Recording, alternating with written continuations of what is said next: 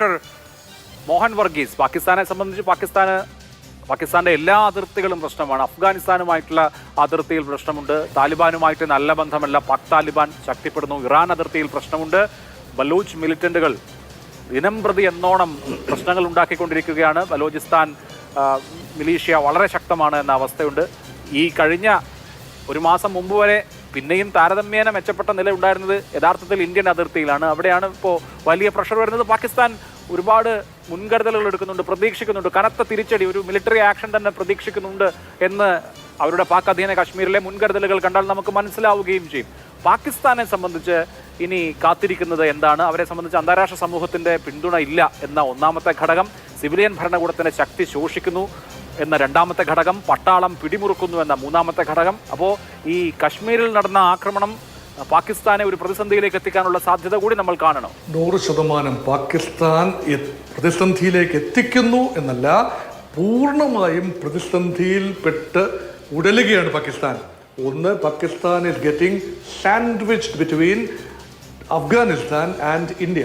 അഫ്ഗാനിസ്ഥാൻ മുൻകാലത്തെ താലിബാൻ ഭരണകൂടവുമായി സൗമ്യമായ ഒരു നിലപാടായിരുന്നു പാകിസ്ഥാൻ ഉണ്ടായിരുന്നത്. ഇപ്പോഴങ്ങനെയല്ല.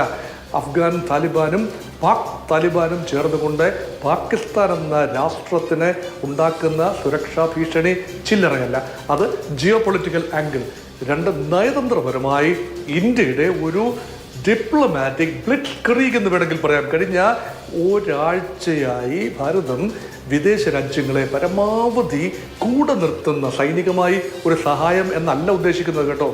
പാകിസ്ഥാൻ ഈ വിഷയം ഇന്റർനാഷണലൈസ് ചെയ്യും എന്ന ഒരു തിരിച്ചറിവ് ഭാരതത്തിനുണ്ട്. പ്രത്യേകിച്ച് ജലം ഉൾപ്പെടെയുള്ള കാര്യങ്ങളുടെ ഒഴുക്ക് നിയന്ത്രിക്കുമ്പോൾ ആ വിഷയം വൈകാരികമായി കണ്ടുകൊണ്ട് UN മനുഷ്യാവകാശ കൗൺസിലും യുണൈറ്റഡ് നേഷൻസിന്റെ മറ്റ് സഭകളിലും ജനറൽ അസംബ്ലിയിലും സെക്യൂരിറ്റി കൗൺസിലും എല്ലാം തന്നെ വിഷയം എത്താനുള്ള സാധ്യത മുന്നിൽ കാണുന്നുണ്ട്. അതുകൊണ്ട് നയതന്ത്രപരമായ ഒരു സുരക്ഷ, അല്ലെങ്കിൽ ഈ രാജ്യങ്ങൾ പരമാവധി ഇന്ത്യയെ വിമർശിക്കുന്ന ഒരു പ്രമേയം പാകിസ്ഥാൻ കൊണ്ടുവരികയാണെങ്കിൽ, അല്ലെങ്കിൽ പാകിസ്ഥാനെ അനുകൂലിക്കുന്ന ഒരാർക്കോ ഏതെങ്കിലും രാജ്യമോ കൊണ്ടുവരികയാണെങ്കിൽ അതിനുള്ള കവചം ഒരുക്കുന്ന ഒരു തിരക്കിലാണ്. അല്ലാതെ സൈനികമായി ഏതെങ്കിലും ഒരു രാജ്യം പാകിസ്ഥാന്റെ സഹായത്തിനെത്തും അല്ലെങ്കിൽ ഇന്ത്യ സഹായത്തിനെത്തും എന്ന് പ്രതീക്ഷിക്കുന്നില്ല. ആ ഒരു രീതിയിൽ തുർക്കി പോലും നേരിട്ട് പാകിസ്ഥാന് സൈനികമായി സഹായം കൊടുക്കുമെന്ന് കരുതാനാവില്ല. കഴിഞ്ഞ ദിവസം തുർക്കിയുടെ വിമാനങ്ങൾ കറാച്ചിയിലും ഇസ്ലാമാബാദിലും ഇറങ്ങിയതായി റിപ്പോർട്ടുകൾ ഉണ്ടായിരുന്നു. പക്ഷേ അത് റീഫ്യൂവലിങ്ങിന് വേണ്ടി ഇറങ്ങിയതാണ് എന്ന് തുർക്കിയുടെ പ്രസിഡന്റ് എർദോഗാൻ പറഞ്ഞപ്പോൾ അക്കാര്യത്തിലൊരു ക്ലാരിഫിക്കേഷൻ ഉണ്ട്. പക്ഷേ ടർക്കിക്ക് ഒരു മോഹമുണ്ട്, ഇസ്ലാമിക രാജ്യങ്ങളുടെ തലപ്പത്ത് വരണം. ഏതെങ്കിലും ഒരു ഇസ്ലാമിക രാജ്യത്തെ ആക്രമിക്കുകയാണെങ്കിൽ, മറ്റൊരു രാജ്യം ആക്രമിക്കുകയാണെങ്കിൽ, അനിസ്ലാമിക രാജ്യം ആക്രമിക്കുകയാണെങ്കിൽ അതിൻ്റെ രക്ഷയ്ക്ക് വേണ്ടി ടർക്കി എത്തും എന്നൊരു ഡോക്ടറിനുണ്ട് അവർക്ക്. അപ്പോൾ ആ രീതിയിൽ നേരിട്ടൊന്നും എത്തുന്നത് ഇതൊരു തരത്തിൽ ധാർമ്മിക പിന്തുണ മാത്രമാണ്. പാകിസ്ഥാൻ ആക്രമിക്കപ്പെടുന്നു, ഒരുപക്ഷെ മിസ്ഇൻഫർമേഷൻ ക്യാമ്പയിൻ്റെ ഇരയായി മാറുന്നു. ഇരവാദം ഉയർത്തുമ്പോൾ അതിനെ പരസ്യമായി പിന്തുണയ്ക്കാൻ അധികം രാജ്യങ്ങൾ ഉണ്ടാവില്ല. അതുപോലെ അറബ് ലീഗിലെ രാജ്യങ്ങൾ, ഇസ്ലാമിക് ഓർഗനൈസേഷൻ ഇസ്ലാമിക് സ്റ്റേറ്റ്സിലെ രാജ്യങ്ങൾ, അതുപോലെ ഈ വെസ്റ്റ് ഏഷ്യയിലെ ഗൾഫ് കോർപ്പറേഷൻ കൗൺസിലിലെ രാജ്യങ്ങൾ, ഇതൊക്കെയാണ് സ്വാഭാവികമായി എത്തുമെന്ന് കരുതപ്പെടുന്ന രാജ്യങ്ങൾ. അവരെ പാകിസ്ഥാന് വേണ്ടി ഓപ്പണായി രംഗത്ത് വന്നില്ല എങ്കിലും ഒരുപക്ഷെ അവരെ ന്യൂട്രലൈസ് ചെയ്യാൻ ഇതുവരെയുള്ള ഭാരതത്തിന് നയതന്ത്രത്തിന് കഴിഞ്ഞു. ഇനി നോക്കൂ, ഇനിയാണ് യഥാർത്ഥമായ ഒരു പ്രതിസന്ധി വരുന്നത്. ഇവിടെ ഇന്ത്യ ഹാസ് ടു റെസ്പോണ്ട്. അതൊരു ജനങ്ങളുടെ വികാരമാണ്. അത് നമ്മുടെ ആർമിയെ, പൊളിറ്റിക്കൽ ലീഡർഷിപ്പ് അറിയിച്ചു കഴിഞ്ഞു. രാജ്യം ഒരു തിരിച്ചടി നൽകാൻ ആഗ്രഹിക്കുന്നു. പഹൽഗാമിന് ഒരു തിരിച്ചടി നൽകാൻ ആഗ്രഹിക്കുന്നു. തിരിച്ചടി എന്ന് പറയുമ്പോൾ അത് ഡിപ്ലോമാറ്റിക് തിരിച്ചടികളെ തിരിച്ചടിയായി ജനം കരുതില്ല. അതുകൊണ്ട് ഇന്ത്യയിലെ ജനങ്ങൾക്കുൾപ്പെടെ ആഗ്രഹമുണ്ട് എന്ന് പൊളിറ്റിക്കൽ ലീഡർഷിപ്പ് പറയുന്നു. ന്യായമായ പ്രതീകാത്മകമായ ഒരു തിരിച്ചടി ഉണ്ടാകണം. അങ്ങനെയെങ്കിൽ ടാർഗറ്റ് ചെയ്യാൻ പോകുന്ന ലക്ഷ്യങ്ങൾ ഇപ്രാവശ്യം മുൻകാലങ്ങളിൽ നിന്നും വിഭിന്നമായിരിക്കാനാണ് സാധ്യത.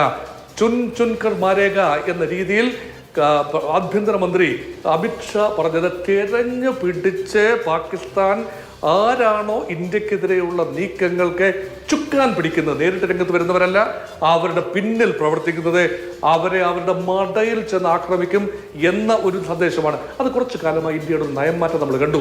വിദേശ രാജ്യങ്ങൾ, ഹർദീപ് സിംഗ് നിജ്ജാറിന്റെ വധം കാനഡയിൽ വെച്ച് നടക്കുന്നു. അത് വലിയ വിവാദമുണ്ടാക്കി. നയതന്ത്ര ബന്ധങ്ങളിൽ, ഇന്ത്യ കാനഡ ബന്ധങ്ങളിൽ വലിയ വിള്ളലുകൾ പോലും ഉണ്ടാക്കി. പക്ഷേ India has A policy now. അതായത് ഇസ്രായേലൊക്കെ മുൻകാലങ്ങളിൽ ചെയ്തിരുന്നത് പോലെ മറ്റൊരു രാജ്യത്ത് കടന്നു ചെന്ന് ഭാരതം തേടിക്കൊണ്ടിരുന്ന ആളുകളെ വിട്ടുതരാൻ തീവ്രവാദികളെ വിട്ടുകിട്ടിയില്ലെങ്കിൽ അവരെ ആക്രമിക്കും. അങ്ങനെയെങ്കിൽ പാകിസ്ഥാനിൽ കഴിഞ്ഞ ഒരു വർഷത്തിനിടയിൽ 10-ലധികം ഇന്ത്യ തേടിയിരുന്ന ഭീകരരെ പാകിസ്ഥാന്റെ മണ്ണിൽ വകവരുത്താൻ അതിനുള്ളിൽ നിന്നുകൊണ്ട് തന്നെ ചില സംഘങ്ങൾക്ക് കഴിഞ്ഞു.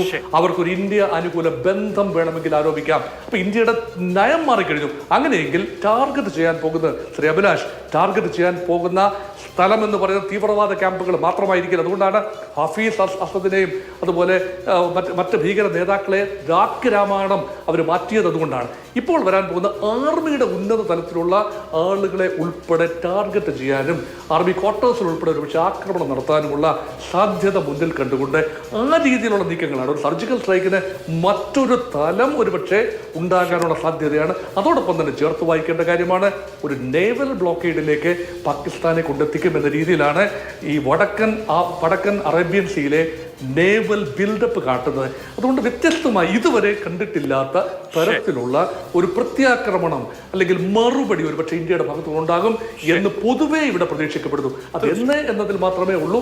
നമുക്ക് അതാണ് കാത്തിരിക്കേണ്ടത്.